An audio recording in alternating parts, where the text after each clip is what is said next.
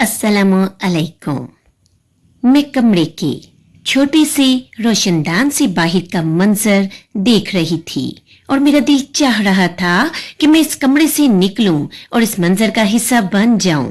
ये रंग, ये खुशबुएं, ये आवाजें, ये सब कुछ मेरे दिल को अपनी तरफ खींचती थी। बचपन ही से मेरी ये ख्वाहिश थी। बचपन ही से मैं ये सब देखती आई थी और सुनती आई थी, लेकिन कभी भी इस मंजर का हिस्सा न बन सकी थी। शायद मेरी किस्मत इस कमरे तक महदूद होकर रह गई थी।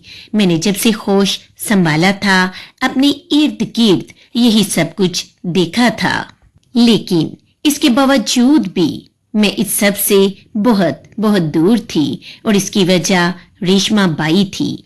रेशमा बाई इस कोठे की बड़ी तवाइफ थी। इसके हुक्म से यहाँ सब सांस लेते थे और वही तय करती थी कि कब कौन सी लड़की रक्स करेगी और कौन सी लड़की मर्दों का दिल लुभाएगी। मैं जब भी यहाँ मौजूद लड़कियों को रक्स करते देखती तो मुझे लगता कि मैं इन चीजों का इससे अच्छा कर सकती हूँ।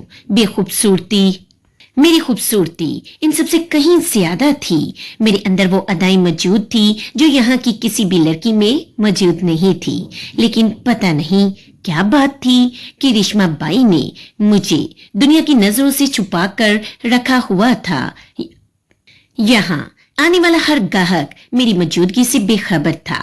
काफी देर से मैं रक्स का ये मंजर देख रही थी और जब मेरी बर्दाश्त से बाहर हुआ तो मैं खुद ही अपने कमरे में झूमने लगी। मेरे पांव इतनी तेजी से थिरक रहे थे जैसे मैंने बाकायदा रक्स सीखा हो, जबकि मैंने बिल्कुल भी रक्स नहीं सीखा हुआ था। इस कोठे की सारी लड़कियों को रक्स सिखाने के लिए मास्टर साहब तशरीफ लाते थे, लेकिन रेशमा बाई तो मुझे उनके पास भी जाने नहीं देती थी।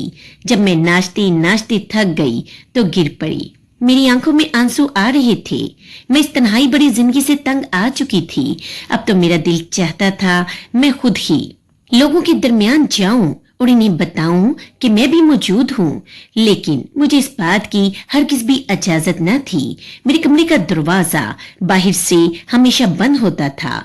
कुछ ही देर गुजरी थी कि कमरे का दरवाजा खुला और रेशमा बाई अंदर चली आई। आते ही इसने मेरे माथे को चूम लिया और कहने लगी, गुड़िया आज तो बता दो, आखिर कितना इंतजार करवाओगी।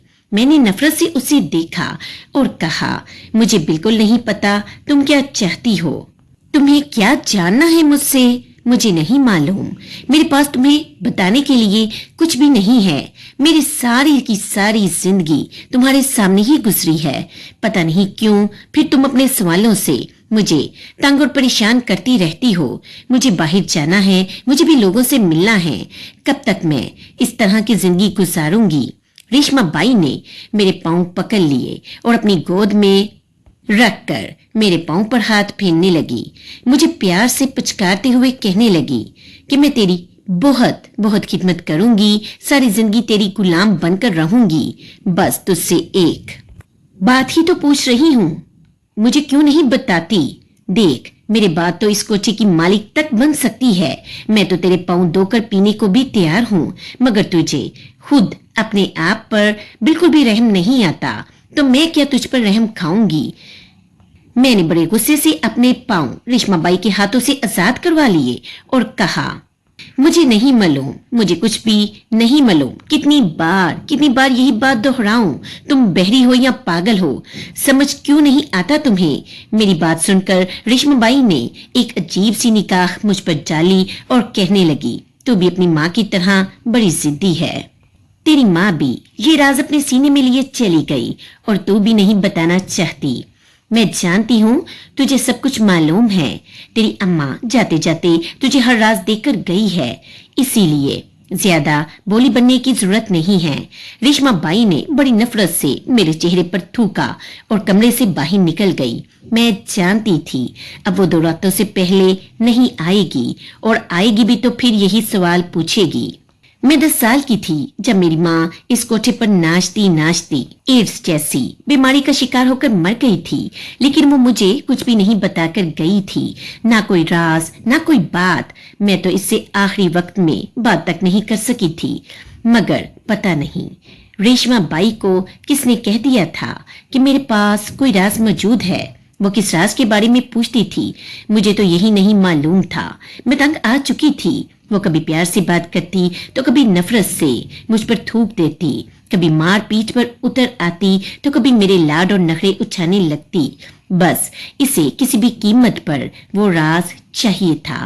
रेशमा बाई चली गई थी और मैं एक दफा फिर इसी तारीख कमरे में रह गई थी जहां मेरी माँ ने सिसक सिसक कर दम तोड़ा था।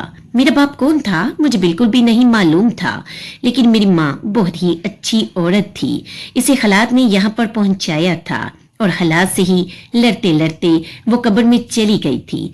जाते जाते वो मुझे कह गई थी कि जो गुनाहों बड़ी जिंदगी मैंने गुजारी है, मैं चाहती हूँ कभी इसका साया भी तुझ पर न पड़े। जब तक मेरी माँ जिंदा थी इसने सबसे लड़ बढ़कर मुझे इस कोठे की रंगीनियों से बचाकर रखा था। इस वक्त रेशमा बाई हर वक्त अम्मा को डराती और मुझे यहाँ से ले जाने की कोशिश करती। वो अम्मा से यही कहती कि तेरी बेटी तो सोने की चिड़िया है और ये सोने की चिड़िया मुझे लाखों रुपए की कीमत दिलवाएगी। अम्मा हर बार सामने आ जाती और रेशमा बाई से कहती कि अगर मेरी बेटी को हाथ भी लगाया तो मैं तुम्हारी जान ले लूंगी।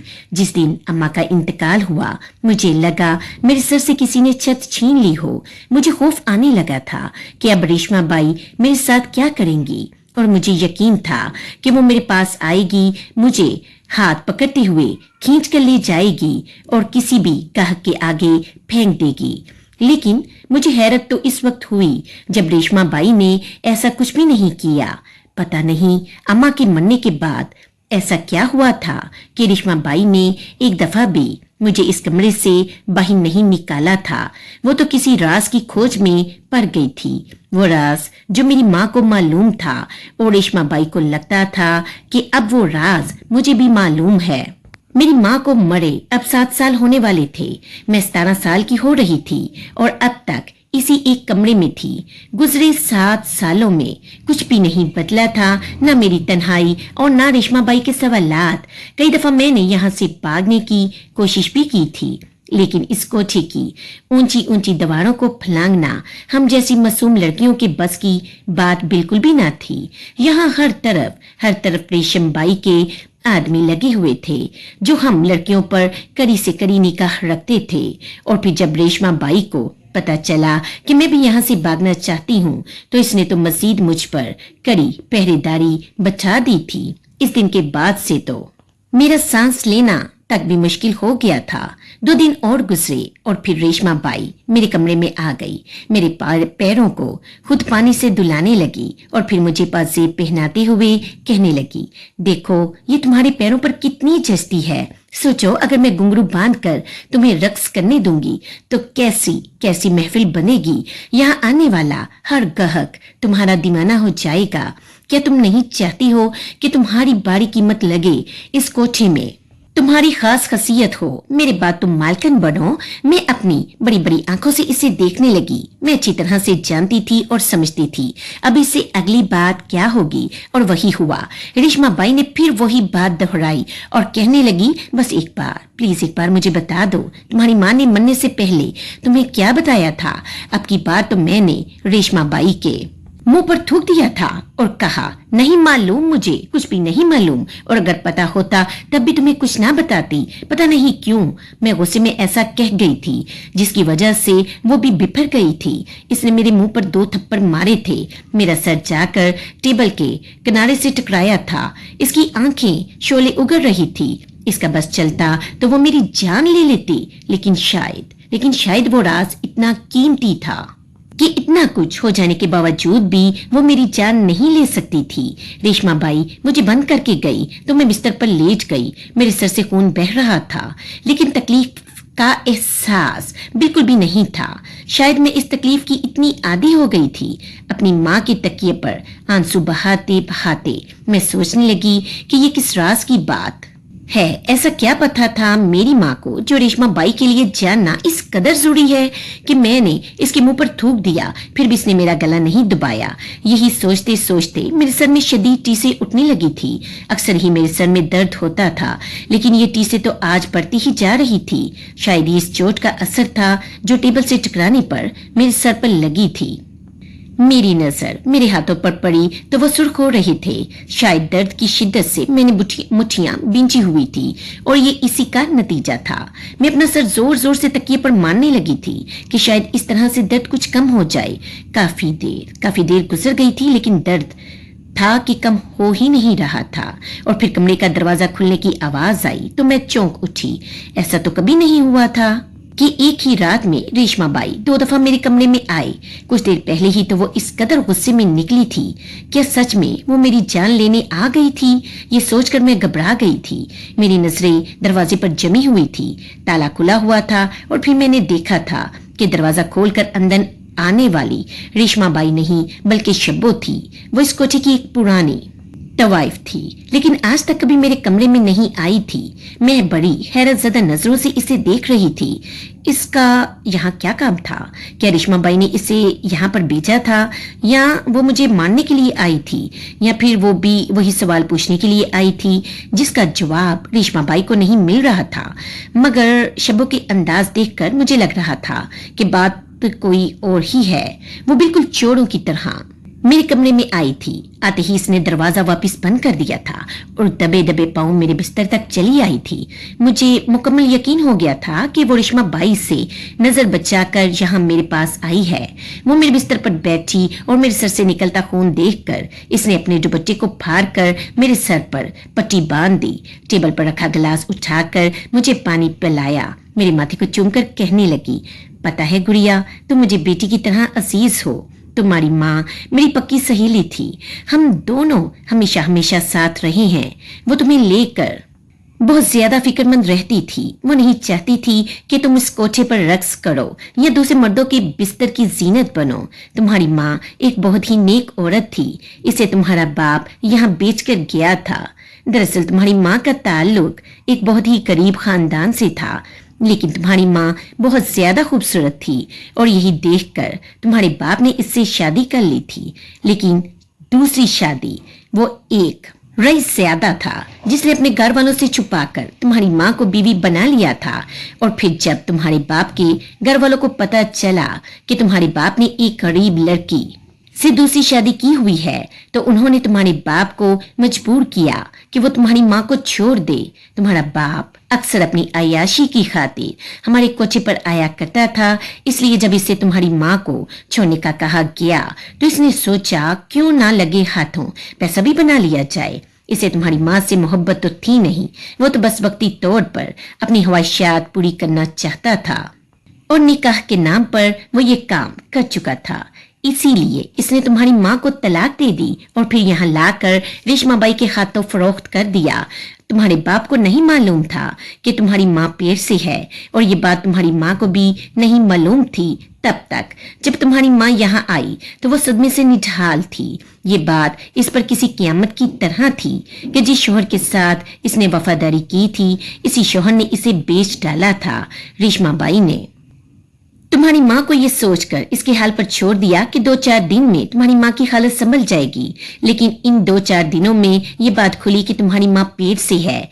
रेशमा बाई ने बहुत कोशिशें की कि तुम्हारी माँ का खमल गिर जाए ताकि इसकी खूबसूरती बरकरार रहे, लेकिन तुम्हारी माँ बहुत जिद्दी थी, वो ना मानी। इसने ना ही कोई दवाई खाई और ना ही बच्चा जाया करने के लिए कोई और तरीका इस्तेमाल किया। हर वक्त अपने कमरे में रहती और जय नमाज बिछाकर न जाने क्या क्या दुआएं मांगती रहती थी। मेरी इससे बड़ी गहरी दोस्ती होती चली गई थी और मैं जान गई थी कि वो नेक औरत है। वो इस गंदगी के दलदल में नहीं फंसना चाहती थी, लेकिन किस्मत के लिखे को कौन टाल सकता है। 9 महीने तक तो इसने अपने आप को बचा लिया, लेकिन जैसे ही तुम्हारी पैदाइश हुई रेशमा बाई ने जबरदस्ती इसे नाचने पर मजबूर कर दिया था। तुम्हारी माँ दूसरों के बिस्तर तक तो न जाती, लेकिन इनके आगे रक्स जरूर करती थी, क्योंकि अगर वो ये भी ना करती तो रेशमा बाई तुम्हारे दूध का इंतजाम न करती और तुम भूख से बिलक बिलक कर रोती। तुम्हारी माँ ने तुम्हारी खातिर अपने आप को दूसरों के आगे पेश कर दिया। दिन गुजरते गए, तुम बड़ी होने लगी और फिर पता चला कि तुम्हारी माँ को एड्स हो गया है, क्योंकि तुम्हारे बाप को एड्स था। ये बीमारी वो तुम्हारे बाप से लेकर आई थी। इस बीमारी को तुम्हारी माँ ने गनीमत जाना, क्योंकि सब लोग इससे दूर भागने लगे थे। अब ना ही इसे रक्स की महफिलों का हिस्सा बनाया जाता था और न ही किसी मर्द के बिस्तर तक जाने के लिए दबाव डाला जाता था। तुम्हारी माँ हर वक्त कमरे में बंद होकर इबादत करती रहती थी और कुरान पाक की तिलावत करती रहती। कोई तुम्हारी माँ पर जोर जबरदस्ती करने वाला नहीं था। रेशमा बाई तो खुद इससे मीलों दूर भागती थी। और फिर रेशमा बाई को एक दिन पता चला कि तुम्हारी माँ के पास वो राज है जिसकी वजह से इस कोठे को बहुत नुकसान पहुंचता रहा है। रेशमा बाई ने कई दफा तुम्हारी माँ से कहा कि वो राज मुझे दे दो, लेकिन तुम्हारी माँ ने कभी भी जुबान न खोली, यहाँ तक कि वो इस दुनिया से चली गई और जाते जाते वो राज मेरे हवाले कर गई। इसे इतनी मोहलत नहीं मिली थी कि वो तुम्हें कुछ बता पाती, लेकिन ये बात रेशमा बाई को नहीं पता चल सकी। इसे यही लगा कि तुम्हारी माँ ने मरने से पहले सारी हकीकत तुम्हें बताई है, इसलिए वो तुम्हारे पीछे पड़ गई। लेकिन यही बात तुम्हारे हक में बहुत बेहतर थी कि रेशमा बाई को यही लगे कि वो राज तुम्हारे पास है, इसलिए मैंने जुबान न खोली, क्योंकि जब तक तुम इसे राज रहने दोगी वो तुम्हें कोई भी नुकसान नहीं पहुंचाएगी, तुम्हें किसी गाहक के हवाले नहीं करेगी और न ही रक्स करने के लिए मजबूर करेगी, बल्कि हथेली का छाला बनाकर रखेगी। वो राज मेरे पास मौजूद है। गुड़िया, जिसके लिए तुम सालों से रोती आई हो, जिसकी वजह से तुम इस कमरे में बंद रहती हो, और जिस राज को जानने के लिए रेशमा बाई तुम्हारे पांव तक धोकर पीने को तैयार है। ये कहकर शब्बो ने जैसे ही अपनी कमीज उठाई तो मेरी आंखें हैरत से खुल गई। मैंने बेयकीनी से शब्बो को देखा और कहा, ये क्या है? क्या इसके लिए रेशमा बाई इस कदर पागल है? और तुमने ये बात इतने सालों से मुझे क्यों नहीं बताई? शब्बो हंसी और कहने लगी, मुझे बिल्कुल सही वक्त का इंतजार था और अब वो वक्त आ चुका है, क्योंकि अब हमें इस राज का इस्तेमाल करना है। तुमने रेशमा बाई के मुंह पर थूका है और ये बात इसे किसी तरह भी बर्दाश्त नहीं है। अब तक तो वो जैसे तैसे तुम्हें जेल रही थी, लेकिन वो अब तुमसे इंतकाम जरूर लेगी। जितने गुस्से से वो तुम्हारे कमरे से निकली है, मैं जानती हूँ कि अब खामोश नहीं बैठेगी और मैं नहीं चाहती कि तुम इसके इंतकाम की बेट चढ़ो। इसलिए अब तुम इस राज का इस्तेमाल करो और अपने आप को महफूज करो। आज तक इस राज को तुम्हारी माँ ने यहाँ की दूसरी लड़कियों के लिए इस्तेमाल किया है। आज तुम्हारी बारी है। तुम्हारी माँ की नेकी तुम्हारे काम आने वाली है।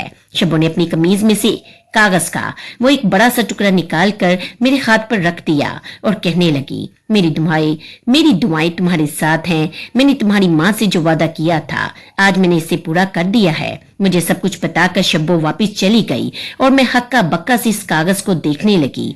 वो एक बहुत बड़ा नक्शा था। इस हवेली का नक्शा, इस कोठे का नक्शा, और इस नक्शे में एक चोर रास्ता था। वो चोर रास्ता जो शायद पुराने वक्तों में बनाया गया था।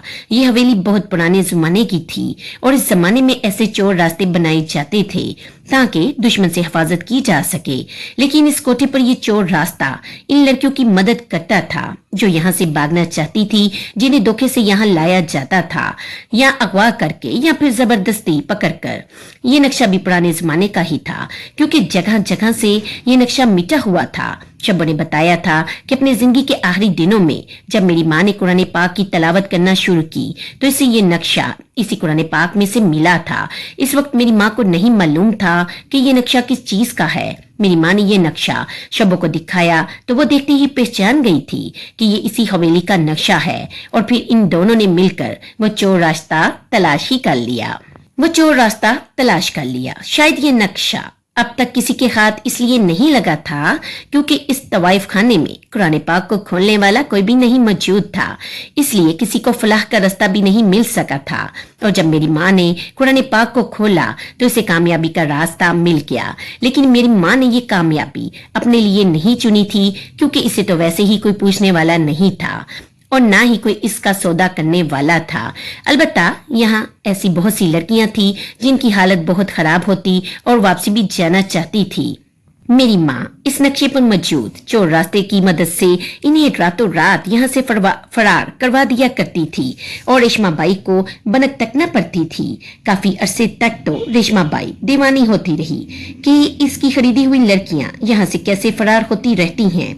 इसने पहरे तक सख्त करवा दिए थे, लेकिन इसके बावजूद भी मेरी माँ इन लड़कियों को निकलवा कर दम लेती और ये सब मेरी माँ की वजह से हो रहा था।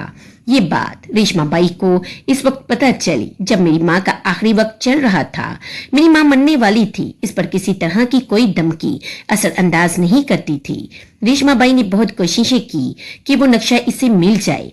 वो चाहती तो मुझे और मेरी माँ को मानने के बाद इस राज को हमेशा हमेशा के लिए राज रख सकती थी, लेकिन इस चोर रास्ते की जरूरत रेशमा बाई को खुद भी बहुत ज्यादा थी, क्योंकि अक्सर पुलिस वाले यहाँ आकर रेट मारा करते थे और फिर रेशमा बाई को लाखों रुपए खिलाने पड़ते थे।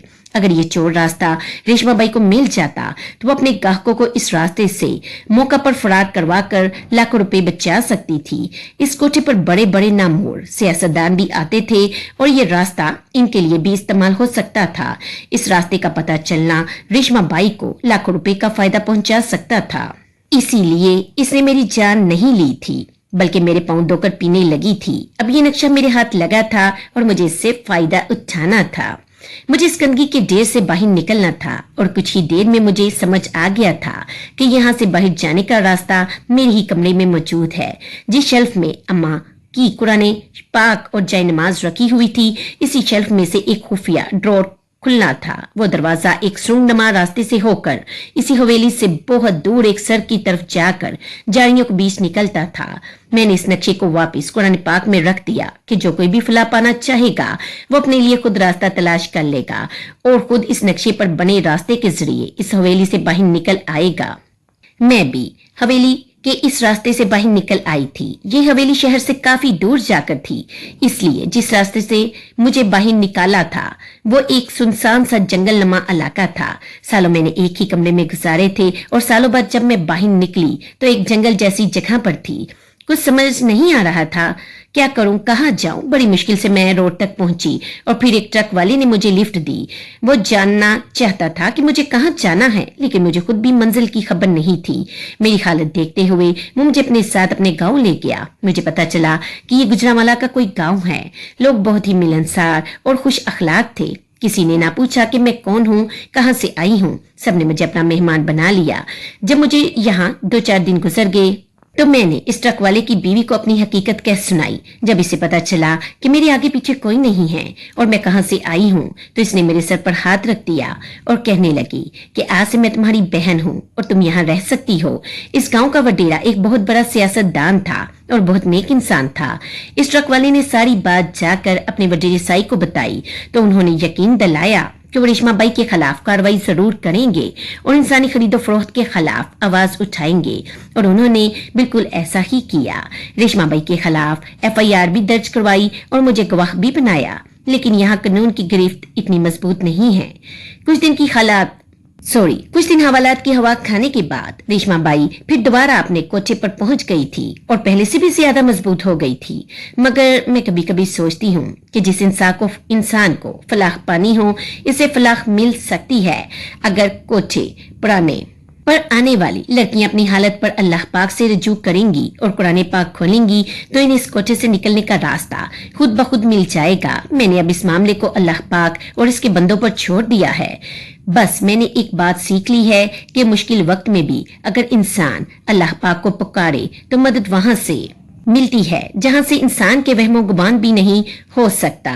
जहां मैंने इस माशरे का इतना बुरा रूप देखा था, वहीं ट्रक ड्राइवर और इसकी बीवी का एक बहुत खूबसूरत रूप भी देखा था। अगर पाकिस्तान में रेशमा बाई जैसी औरतें मौजूद हैं तो ट्रक ड्राइवर की बीवी जैसी औरतें भी मौजूद हैं जो बिना किसी गर्ज के दूसरों की मदद करती हैं और इन्हें अपने सीने से लगाती हैं। मैं सिर्फ बुराई को ही बयान नहीं करूंगी, बल्कि जो अच्छाई मैंने देखी है इसे भी आपको बताऊंगी, क्योंकि ये अच्छाई मेरे ही मुल्क में मौजूद है। आपका क्या ख्याल है? क्या मैंने इस नक्शे को वहीं छोड़कर ठीक किया? क्या कोई लड़की कोठी की जिंदगी से तंग आकर कुरान पाक खोलेगी और इस नक्शे से मदद ले लेगी? क्या हमारे मुल्क में कानून सबके लिए यकसा है? इसका जवाब आप लोगों को भी मालूम है और मुझे भी, लेकिन मैं चाहती हूं कि कानून की गिरफ्त इतनी मजबूत हो कि फिर कोई किसी की बेटी को बेचने की जुर्रत ना कर सके। अल्लाह पाक हम सबके हालों पर रहम फरमाए, आमीन।